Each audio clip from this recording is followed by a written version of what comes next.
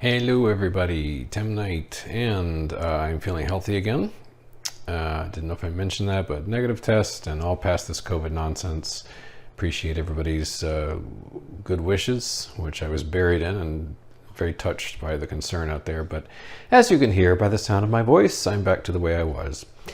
I really have nothing to say except this video, which is just, I want to kind of recapture what happened over the past 24 hours and just say a few things in general. It was a good day, not as good as it was half an hour into the day, but it was a profitable day in spite of the fact that the market completely reversed itself and went green, green, green. At 7 this morning, if you told me the NASDAQ would be up, hundreds of points, probably wouldn't have believed you, but that's what it did. We're looking right now at the ES, and the ES shows nicely what happened just over the past, Monday, which was a holiday, and today. So on Monday, wasn't doing much of anything, and then out of the clear blue sky, it went ripping higher based upon this laughable proposal that will lower China tariffs. Yes, that's brilliant. Let's make foreign goods even more attractive and pander to the public for their votes by making prices a little lower for the time being. Genius. But the market loved it, so it went just ripping higher up, like 25 points on the ES. And then it started to think about that, and we're like, well, I don't know. And it just sort of meandered and did nothing and nothing. And then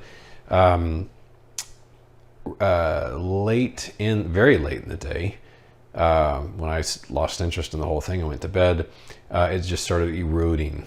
And it eroded and eroded and came down to our important 3,800 level, more or less, Fibonacci, I believe. And this dumb program, there we go, yes, a Fibonacci. Found some strength. That didn't last. Cut through it and fell and fell and fell and fell. And of course, half an hour, there's something magical about half an hour into the trading day, it bottomed. And it went on this explosive move. So by and large, markets were down 2% and closed up 2%, really vomit-inducing type stuff. So the ES just went up and just never looked back. Notice how important this 3,800 level is. Look at just how it just like sliced right through and just fueled the fire. And so now we're back kind of where we were while we were just farting around for most of Monday. But if you look at the bigger picture, if we basically look back at the entirety of this bear market, which really started on the NQ started in November, the ES started early this year, 2 months later. So here we are on the ES, and it peaked back here. Do I have that Fibonacci right? Yeah, I do. I think so. Let's make sure. Yeah. So the tippity top was 4808.25, and we had lost over 1,000 points of that. Now it's roughly 1,000 points down, and it has been unsmooth, to put it kindly. Our bullish darling friends keep fighting it. They will lose in the end. They refuse to believe that, but it is the case. And more recently, we have been in this range between 38.43 and around 37.43. Let's call it 100 points. We've been just banging around here for days now, just days. Briefly escaped here, but as in so many cases, whether you're talking about crude oil or equities, failed bullish breakouts. That's exactly what happened here. So the range, we're rather near the top of that range right now. Of course, I want it to break below that range so we can finally finish this mess at around 3,500. Which, let me be very clear, I do not think 3,500 is the bottom of this bear market. I simply think it will be an important bottom for a number of weeks. So there's the ES is 3491.125. Let's call it 3,500. That's my medium-term target. That's the target I'd be quite satisfied with for the next couple of months. Thank you so much. But it's struggling right now because as we saw today, it just pushed right back. The only reason I'm not all pissed off right now is because crude oil was so good to me that it overwhelmed any problems with stocks. Those of you who read me closely saw I was sort of wringing my hands about having tons of buying power I didn't want to use. I actually wound up just throwing it all back in my bank account. Good thing too that I didn't go crazy, because when I was really wringing my hands, that's just about when things were bottoming. So I'm at that mountain of cash I moved back. Forget it. It's back where it was, my checking account. So my account's back to its normal self, and the cash in there is pretty good sized, actually, 25% cash. So kind of conservative right now, because you saw what I showed like with EFA and how it looks kind of scary in terms of perspective bounce. I'm not really aggressive at the moment, but crude oil was a sensation today. It just fell right out of bed. And I'm not trading crude oil particularly, but I am XOP in a variety of individual energy stocks.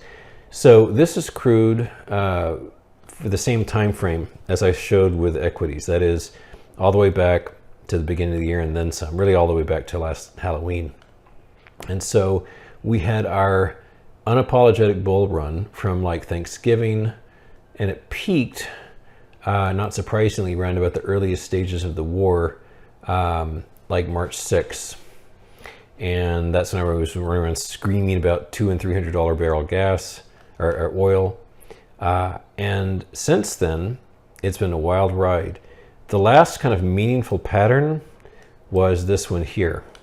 And that failed, as you can quite plainly see. We broke out and we failed.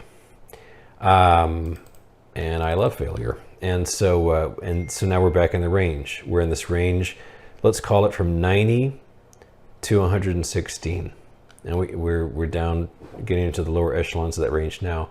Let me also be clear that I don't think that's the bottom of this bear market either, because you can see here on this weekly chart, we're still quite high on this. So I did sell my XOP puts for a 50% plus profit. I've hung on to, sorry about all the dings. I'm horrendously popular with family members. MRO, DVN, COP. I've still got puts on those things. Might be overstaying my welcome, I don't know. But XOP has been very, very good to me, as Garrett Morris might have said in the mid 70s. Let's look at a couple of other items here. As far as the NASDAQ, this one has been fighting back as well. We've got our two gaps here, our two ancient gaps, and we had just a straight explosion higher on this one. I'm actually pretty light tech stuff right now. Incidentally, premium folks, today I really tidied up my bear pen. This is the life of an OCD nutcase. It's still 100 symbols, but I've chucked a few less appealing ones, and I've added in some new fellas. So that list of 100 is squeaky clean now and nice and fresh. So if you want to take a look at that. But anyway, as far as my existing positions, I've got 35 bearish positions. Really not too much in the way of tech in there.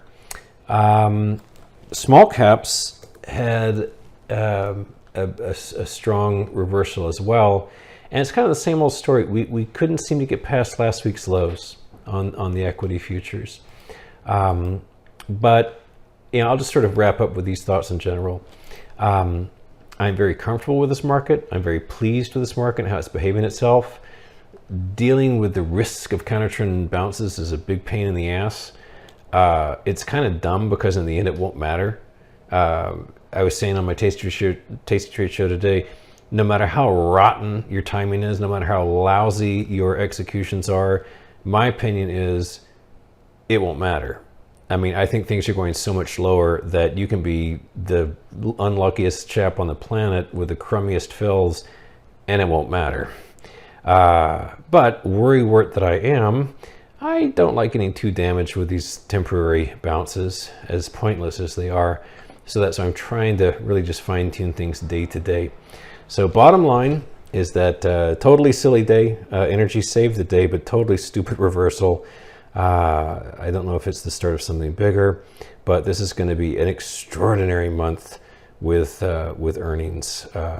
So thanks for coming by, and I will see you later.